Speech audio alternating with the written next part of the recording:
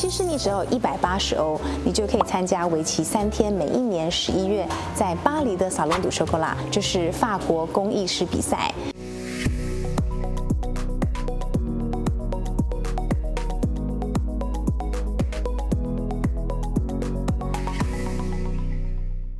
上次以方跟大家介绍了巧克力的历史由来，还有我们请了主厨帮我们用巧克力入菜。就有人问说，巧克力只能用来吃、跟这个喝、跟看的吗？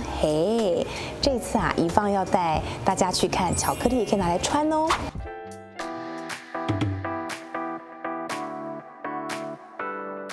每一年呢，11月在巴黎都会举办 Salon du Chocolat， 这是法国工艺师比赛。其实你只有180欧，你就可以参加为期3天，每一年11月在巴黎的 Salon du Chocolat。但是只有裁判评审还有工艺师或者是时装设计师才可以坐在第一排哦。那当然靠关系，像我这种靠关系的也可以坐在第一排。以方有幸因为工作关系，可以采访到这一次 MUF 的主席 Marie Olivier， 我们就来听听看他来介绍什么叫做巧克力工艺师比赛。今天呢 ，Salon du Chocolat 他是全场的主席，所以今天他帮我们接续了最年轻得到这个 Young Chef 的大赛。那我请他来聊聊看，这个 MUF 的 program 是什么？Le concours qui a été fait cette année pour les chocolatiers, en fait, c'est un concours qui est adressé aux jeunes personnes qui sont en apprentissage, simplement 2 années d'apprentissage. Et cette année, il y avait 50 candidats dans toute la France. Et en finale, la finale qui a eu lieu hier, il n'y avait que 10 finalistes. 10 finalistes en stage. Yeah. Je vais. And then the winner is Justine, une jeune femme du nord de la France. Voilà, Justine. 因为奥运是在巴黎举办，今年呢得到工艺师最佳的第1名，也可以帮 LVMH 下面在塞纳河旁边的这个白马山庄设计迎宾巧克力呢。前一阵子因为威利旺卡在全球的电影卖座，所以很多人就好奇，巧克力师傅是什么样的幸福职业啊？到底面包店的巧克力师傅跟巧克力工厂真正的chocolatier巧克力工艺师又是什么样的区别呢？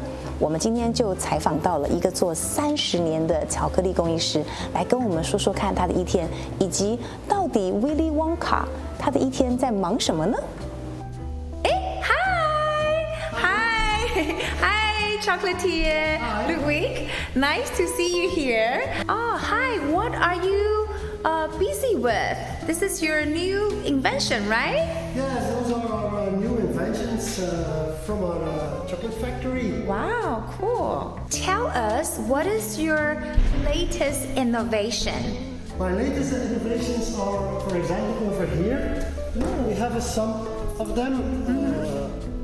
One is very easy, those are very easy. On the background, they are a little bit harder to make. And on the back, we have different flavors. Especially in the middle, you have the pastéis de nata. That's a typical dessert from the south of Europe. Pastéis de nata. Oh, okay. Okay, show us around. Over here, you have different kind of flavors also. Like a cupcake, you have donuts, they are over there, we have cake slices. From your point of view, in your opinion, that is the most difficult to make? For example, this is not very, very hard, but it's not very easy also. First you have a cup, which is made with a frozen shell. A frozen shell is actually a shell which is frozen until 60 degrees under 0. And then you have to put it in a bath of chocolate. Then it comes out, and after a few seconds, the cup comes off. And then you have to add some filling inside. For example, this one, we call it a rosace or something. Rosace? And that's very hard because we have a cup on a belt, and then we have to put the filling right in the middle of it. How do you make the glazing? The glazing, actually, first you have the cup. Then you put the chocolate over it and robbing. And then we put the layer on the bottom layer. It's like the chocolate are swimming in the swimming pool. Yes, I saw it's it. like the same kind of technique, yes. Okay. But on a donut, the glazing is the last step. And then you put the decoration on it. Over here, first we have the glazing, and then we have the layer like the chocolate which is swimming. So cool. Thank you, chocolatier Louis.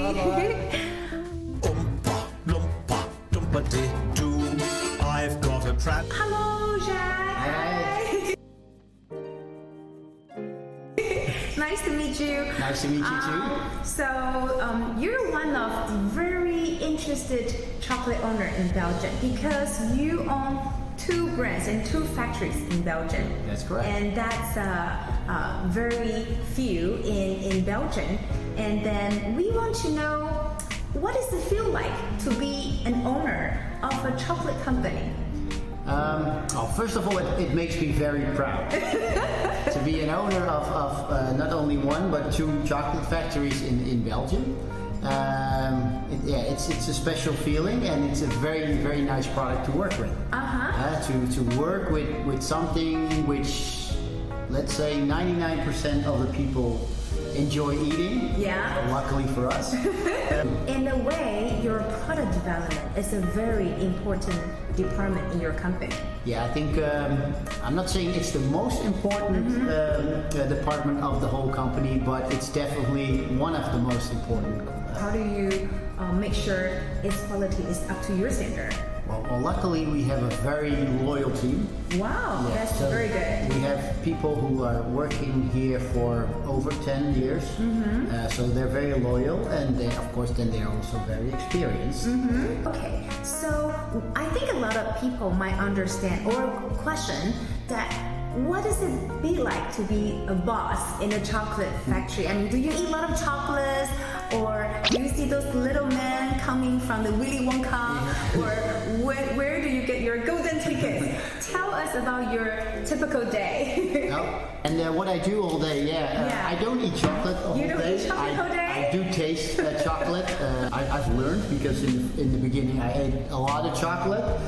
You can never have enough chocolate, of course, but you have to, let's say, be a little bit careful that you don't eat the whole chocolate every day. But I do walk in the factory every day. I try some chocolates if I see some new ones or some flavors that I don't know. We have over 3,000 different chocolates that we produce. 3,000. Oh. So I don't know all the chocolates. So sometimes I see a new one and I taste one, and sometimes I see something I just wanted to try it if the quality is still okay. And if you're talking about Willy Wonka, let's say the crazy thing, or let's say it's a big coincidence, because if you take a look at Willy Wonka, and let's say Charlie and the Chocolate Factory.